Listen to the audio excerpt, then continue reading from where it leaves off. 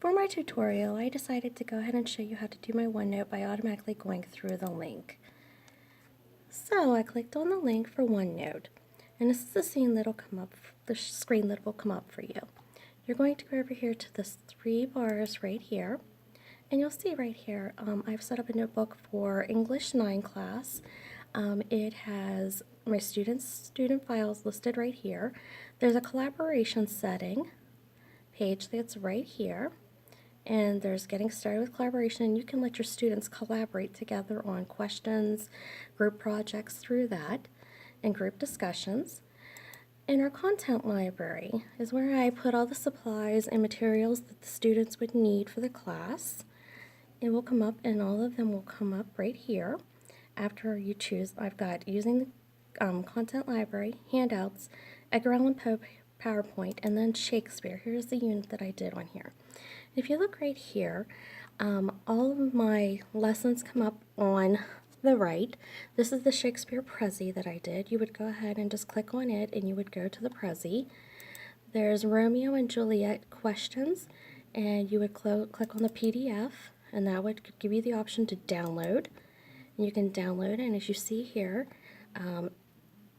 it'll ask you to save, it'll run, and then you can open, and then the students can actually type on these questions.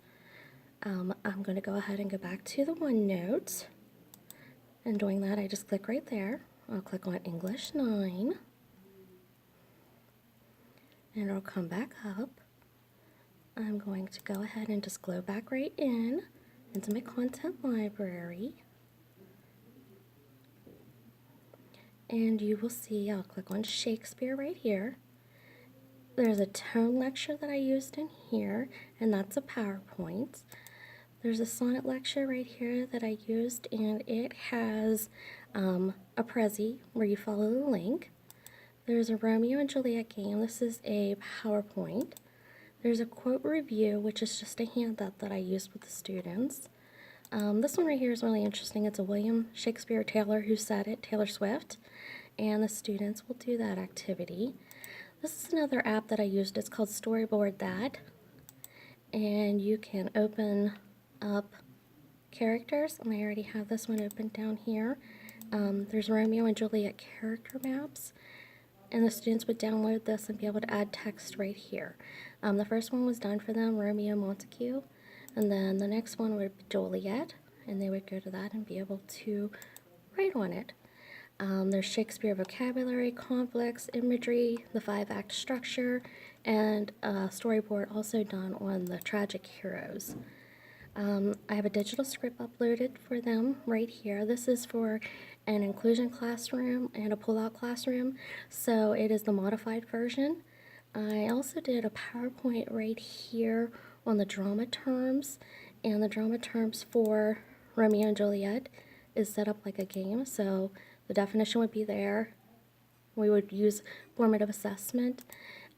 We could use quizzes, or we could use whiteboards in order for them to be able to guess what the answers are. And we play formative assessment Fridays, where we play games with the drama terms and with the tone lecture and on a quizzy that I did for them.